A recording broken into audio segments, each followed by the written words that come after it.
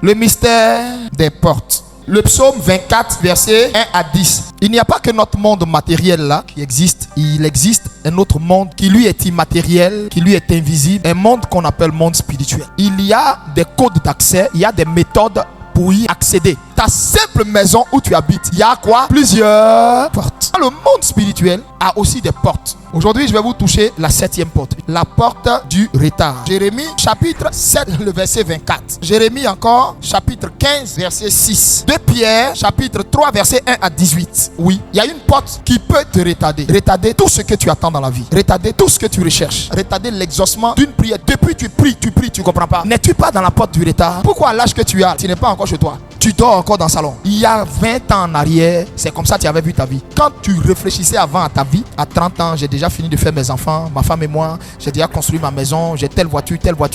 Qui parmi nous ici n'a pas eu ce genre de projet? Mais regarde-toi, regarde l'âge que tu as. Toi, tu es sûr qu'à cet âge, tu t'imaginais célibataire. Tu es sûr qu'à cet âge, toi, tu t'imaginais veuve. S'il y a une chose que nous n'aimons pas, c'est le retard. On n'aime pas que notre bonheur soit en retard, que notre bénédiction soit en retard. On n'aime pas que ce que nous désirons vienne en retard. On veut que tout vienne à point nommé et à temps. Donc le retard est quelque chose que personne n'aime. Mais dans le monde spirituel, il y a une porte très énigmatique où beaucoup y sont entrés sans s'en rendre compte. Il y a longtemps, on devait entendre parler de toi dans ton domaine partout. Il y a longtemps, ta réputation devait même aller au-delà de ce qu'elle est. Ta promotion que tu cherches depuis longtemps là, il y a longtemps, normalement, tu l'avais. L'enfant que tu désires là, il y a longtemps, tu l'as. Dans le monde spirituel, quand on te voit enceinte. Souvent, des gens ont des rêves sur toi. On te voit dans un mieux-être, un changement de conditions. Et quand toi-même tu te regardes actuellement, tu ne comprends pas. Mais quel est ce décalage? Deux cas peuvent expliquer ça. Soit Dieu donne ce songe pour révéler que la chose est en train d'arriver, elle est en cours vers toi. Ou soit le Seigneur révèle que spirituellement,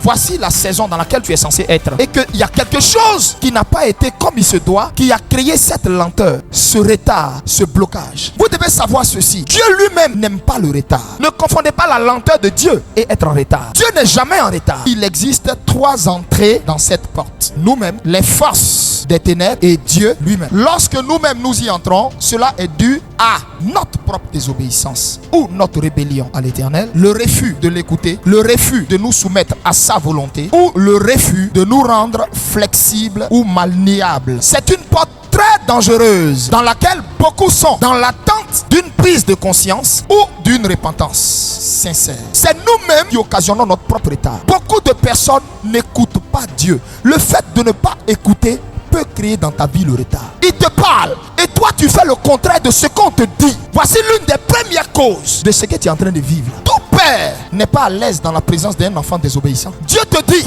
range ta vie, arrête de pécher. Pour toi, il est en train de te faire du mal. Comment il peut t'interdire de pécher? Et ces choses créent le retard dans lequel tu es là. Voilà la porte où tu es stagné, bloqué. À cause de ton refus d'écouter, il t'a parlé. Par des songes, il t'a montré. Il t'a dessiné le plan, le programme, ce qu'il veut faire avec toi, ce qu'il veut que tu sois. Il est venu même te trouver en songe pour te dire, un jour dans la semaine, je veux que tu jeûnes tel jour. En songe, on te donne des versets. Il te parle. Et ces versets-là répondent à ta situation. Tout ce qu'il te dit là, tu fais le contraire. Évidemment, en Actes des Apôtres chapitre 1, le verset 4, il dit, ne vous éloignez pas de Jérusalem, restez là. Maintenant, allez m'attendre dans la chambre haute. Là-bas, vous allez recevoir une puissance, le Saint-Esprit survenant sur vous, et vous allez être mes témoins. Si il n'était pas à temps et en heure, au lieu indiqué où la promesse devait descendre, elle ne descendrait jamais sur eux. Il y avait plusieurs maisons à Jérusalem. Il y avait plusieurs chambres à Jérusalem. Mais il a identifié une chambre. Allez m'attendre dans la chambre haute. Ça veut dire il devait se presser, se hâter et faire en sorte que rien ne les mette en retard. Rien ne vienne être un obstacle à ce qui se retrouve là-bas.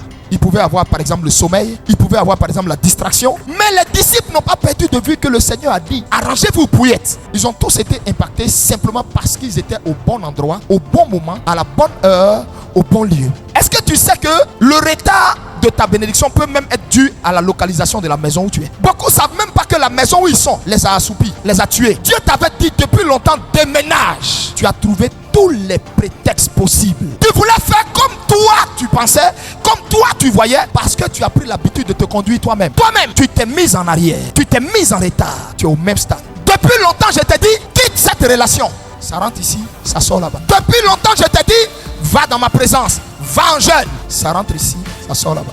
Beaucoup parmi vous se sont mis en retard parce que je n'ai pas su écouter.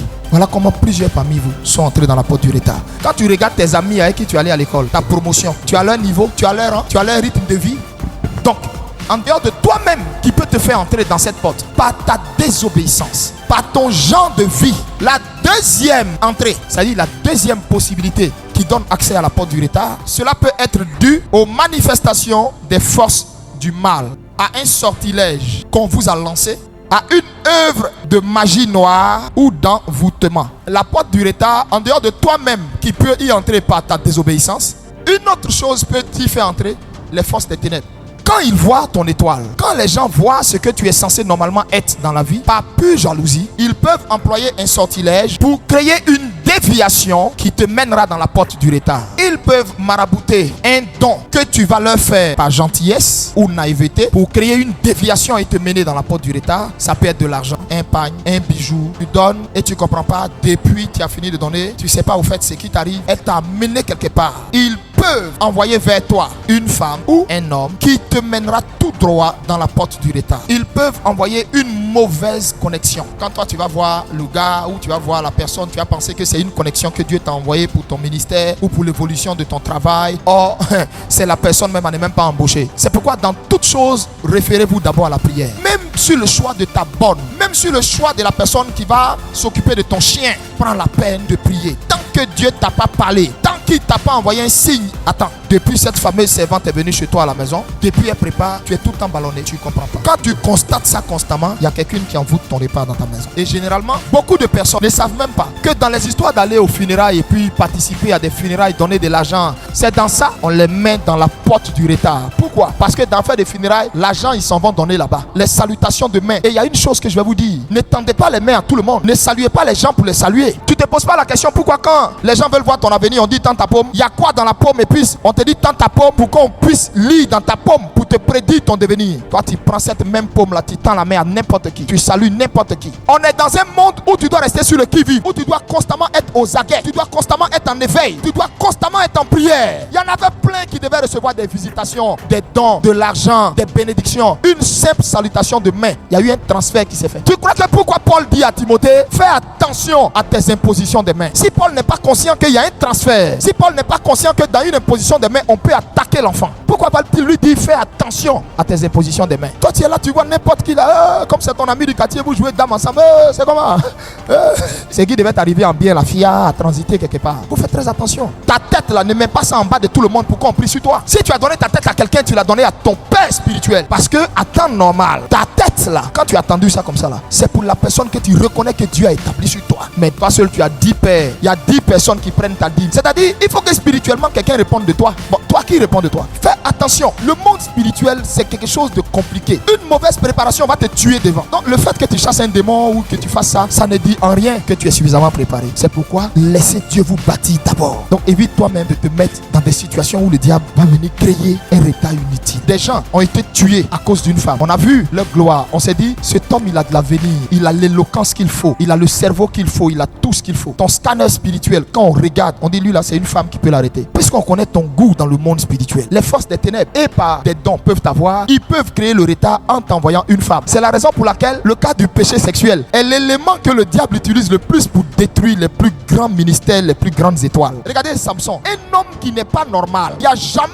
eu une onction sur la terre que l'onction de Samson. Une onction brute. Samson n'était pas dans guéri, malade, guéri, non. Parole de connaissance, il n'a pas donné. Mais on met 2000 personnes devant lui. Il prend mâchoire d'un âne, il les tue.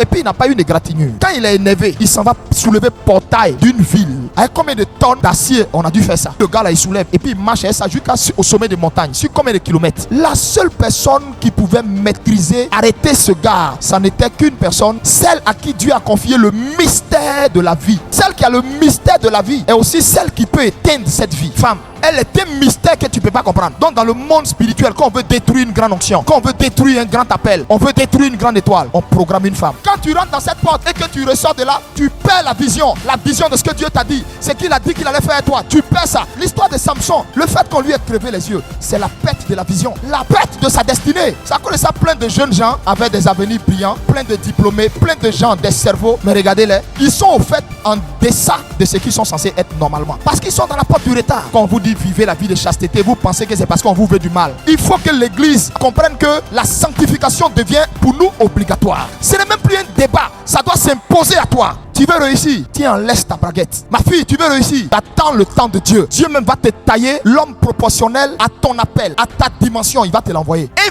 véritable homme qui est fait pour toi saura t'attendre, il saura te respecter. Mais si ce qui l'intéresse est de te découvrir avant le temps, c'est un envoyé du diable. Ça là, mets un thème à cela et puis ne regrette même pas ça. Il n'y a que toi qui dois comprendre ta propre valeur. Si tu ne veux pas te retrouver dans la porte du retard, le sexe, faut considérer que c'est ton totem à partir de cette prédication. Et la troisième chose, les mauvaises connexions. Vous devez aussi faire très attention. C'est vrai, vous voulez l'élévation pour votre entreprise, vous voulez un partenariat, mais vous devez faire très attention. C'est pas tout ce que Dieu envoie sur ton chemin avec lequel tu dois collaborer. Non, il y a des commerces où tu devais faire ça seul. T'es levé, tu allais t'associer à telle personne. Aujourd'hui, c'est pas Dieu. Il y a des maisons que tu devrais habiter seul. Tu as eu peur, tu allais prendre colocatrice. Et puis depuis même tu as cohabité avec elle là. Tout ce qui était chance qui venait devant toi, tout est tombé. Il y a des connexions qui sont là pour venir t'emmener dans la franc-maçonnerie, dans la rose-croix, mener dans la boisson. Il y a des amitiés qui te font couper. Vous croyez que c'est dans tout on cherche amitié? Il y a des amitiés qui viennent se coller à toi pour prendre tes histoires, pour aller raconter. Et puis, c'est même pas la vraie version on donne. Aller gâter ton nom, aller tuer tes contacts, tuer tes connexions, tuer tout ce qui devait venir en bien dans ta vie. Il y a des gens même peut-être qui voulaient s'approcher de toi, te confier des choses. Et il y a quelqu'un qui allait répandre sur toi un mauvais parfum. Toutes vos connexions ne viennent pas forcément de Dieu. Faites attention à vos connexions. Et la troisième possibilité pour entrer dans cette porte est occasionnée par Dieu lui-même. L'exemple du peuple d'Israël dans le désert pendant 40 ans. C'est Dieu lui-même qui avait fait ça. Dieu peut mettre quelqu'un dans ce genre de situation quand cette personne porte une grande destinée, une grande étoile, mais n'a pas conscience du dépôt qui en est. Et quand la personne même ne veut pas se responsabiliser, Dieu même peut te prendre et puis il te cache expressement dans la porte du retard. Dieu lui-même peut envoyer ses enfants dans cette porte pour leur faire prendre conscience que sans lui tu n'es rien, sans lui tu ne peux pas. La bénédiction c'est lui qui donne, l'élévation c'est lui qui donne. Et tu te vois, tu es bloqué là. Mais les gens trop pressés quittent la présence de Dieu, s'en vont chez des marabouts pour demander le pouvoir, la puissance pour pouvoir exceller. Le marabout, il prend plus de la moitié de ta vie et puis il te donne peut-être 3 ans ou bien 5 ans. Tu vois, la personne brille pendant 5 ans. Après 5 ans, il meurt tragiquement et puis c'est fini. C'est pourquoi en 1 Pierre 3, verset 1 à 18, Pierre a dit